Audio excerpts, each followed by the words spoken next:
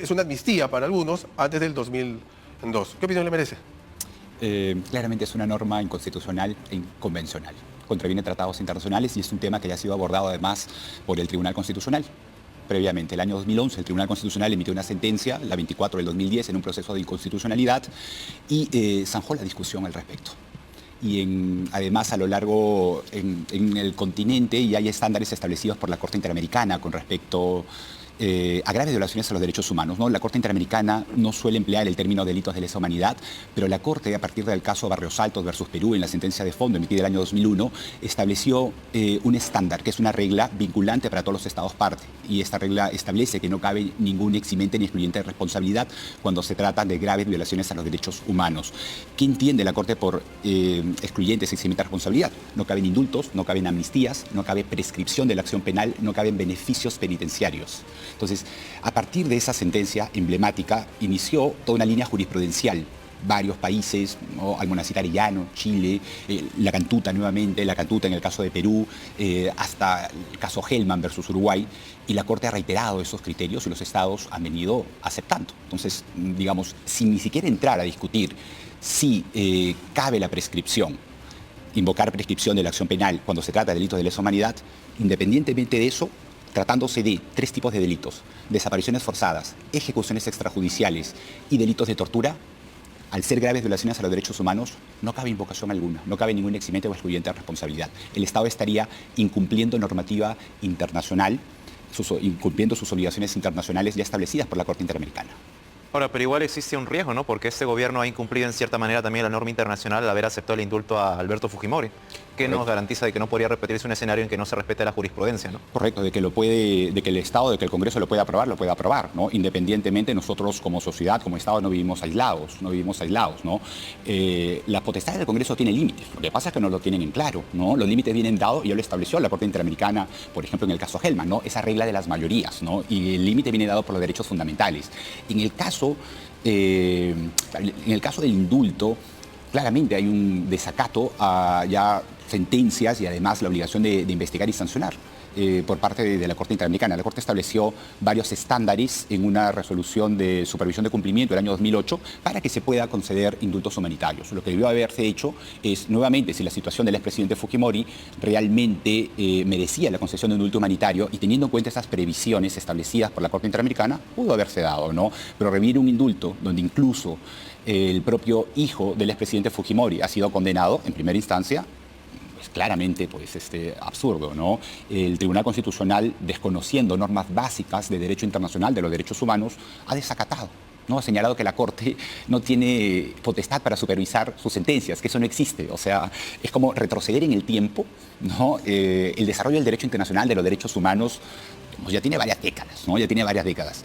Y desconocer esas potestades resulta pues absolutamente absurdo, porque además están contempladas en el reglamento de la Corte Interamericana. Esa potestad que tiene la Corte de supervisar el cumplimiento de sus sentencias, como una consecuencia además lógica de la potestad que tiene de emitir sentencias, de expedir sentencias, esa potestad contenciosa, ¿no? Como la propia Corte Interamericana lo denomina, ¿no? Entonces, lo puede hacer el Congreso, ¿no? Pero nosotros estamos supervisados en materia de derechos humanos, ¿no? Hay un pedido ya de medidas provisionales a la Corte Interamericana, hay un requerimiento de información al Estado peruano, vamos a ver qué contesta el Estado peruano y a partir de allí es muy probable que la Corte convoque una audiencia de supervisión de cumplimiento, ¿no? Caso Barrios Altos, la Cantuta, y la Corte puede establecer esa imposibilidad de decirle al Estado peruano que se abstenga de implementar esta norma, ¿no? Independientemente de ello, debemos recordar que vivimos en un Estado constitucional de derecho, artículos 3 y 43 de la Constitución, de acuerdo al establecido por el propio Tribunal Constitucional, con lo cual quien ejerce justicia no es el Congreso, quien ejerce justicia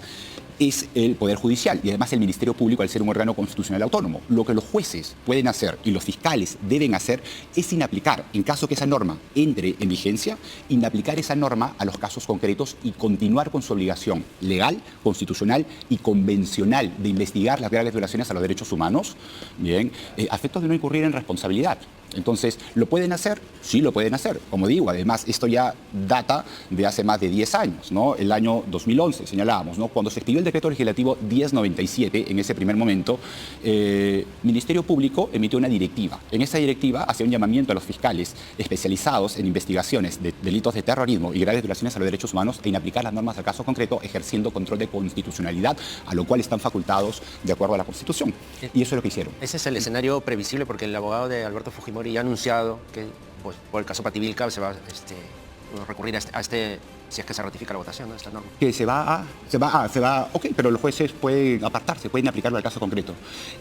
Es que justamente, ¿no? Al estar en un Estado constitucional de derecho, los pesos y contrapesos es lo que funciona, ¿no? Entonces, claro, el Congreso puede emitir normas porque tiene la mayoría para hacerlo, porque pueden haber intereses políticos detrás, como efectivamente hay en el presente caso.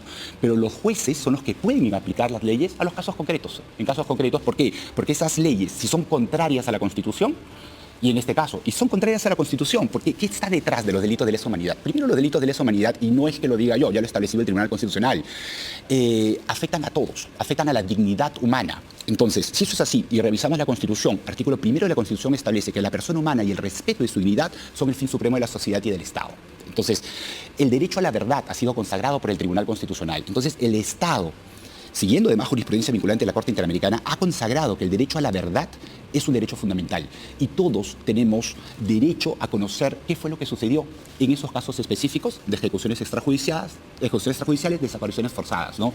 Acá el Congreso busca que no se implemente, pero claro, desconoce el otro aspecto, ¿no? Porque independientemente que expidan esta ley, nuevamente, no entra la Corte Interamericana a discutir si se trata de delito de lesa humanidad o no. Ya el propio Tribunal Constitucional ha establecido. Son criterios de derecho penal, son criterios de derecho penal internacional y corresponde esa calificación a los jueces ordinarios. ¿Correcto? Pero, Sí. pero en caso del juez decida no aplicar esta ley, igual la persona investigada puede recurrir al Tribunal Constitucional, ¿no? Y en el TC puede revertirse la cuestión. Correcto, o puede solicitarse además que el Tribunal Constitucional, algunos de los legitimados por la Constitución a presentar una demanda de inconstitucionalidad a hacerlo, ¿no? Como ya ha ocurrido anteriormente, ¿no? Pero como les señalo, ya el TC tiene jurisprudencia que está además en toda la línea de la jurisprudencia internacional en lo que respecta derecho internacional de los derechos humanos. Se lo consulto porque ya que menciona sentencia del TC, ya hay también precedentes en que el TC revierte sentencias de anteriores tribunales. Por el caso, por ejemplo, el caso del cierre del Congreso, en su momento el TC dijo que había lo que era la cuestión de confianza en el hecho, ¿no? Rechazada, pero luego un nuevo TC revertió ese fallo, esa interpretación de la Constitución. Entonces, ¿por qué también a futuro el TC nuevamente no podría reinterpretar lo que interpretó en el 2011, ¿no? Artículo 53 de la Convención de Viena de los derechos de los tratados, sobre los derechos de los tratados, establece que cuando se trata de normas de jus cogens son normas inderogables y no pueden ser modificadas. El Congreso no puede modificar una norma de jus cogens de acuerdo a las interpretaciones absurdas que realicen. ¿Correcto? Como el tema de los allanamientos, por ejemplo, ¿no? Y que se requiera la presencia de un abogado, del abogado del allanado ¿no? Entonces, el Congreso considera que tiene poderes, Congreso de Perú considera que tiene poderes ilimitados y no los tiene poderes ilimitados. Nuevamente, estamos en un Estado constitucional de derecho. Entonces, la Convención de Viena sobre el derecho a los tratados establece la prohibición de modificar normas de jus cogens a no ser que haya una norma y el consenso, además, de la comunidad internacional sobre el establecimiento de una norma de igual jerarquía. Entonces, luego, es que además, aplicando la propia Convención de Viena, y es algo absolutamente básico en derecho internacional, un Estado no puede aplicar normas de derecho interno a efecto de incumplir un tratado internacional. Y estamos hablando acá, artículo 15 del Pacto Internacional de Derechos Civiles y Políticos, que consagra la posibilidad de investigar graves violaciones a los derechos humanos. ¿Por qué? Porque es el artículo que regula el principio de legalidad, el cual han invocado, ¿correcto? Pero deja abierta, establece la excepción para este tipo de casos. Entonces, existe la obligación de investigar, pero además toda esa jurisprudencia vinculante de la Corte Interamericana, que el propio Tribunal Constitucional, a partir de, en el año 2006, estableció que por la cuarta disposición final de la Constitución, los tratados forman parte del ordenamiento jurídico interno, pero no solamente los tratados, sino las propias sentencias de la Corte Interamericana, aunque no hayan sido expedidas con respecto a Perú.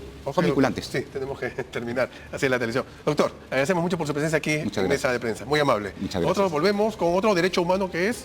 No, o el video vamos. Vamos a la pausa entonces, pero volvemos con un derecho humano que también es el agua. Con eso vamos a volver en unos segundos.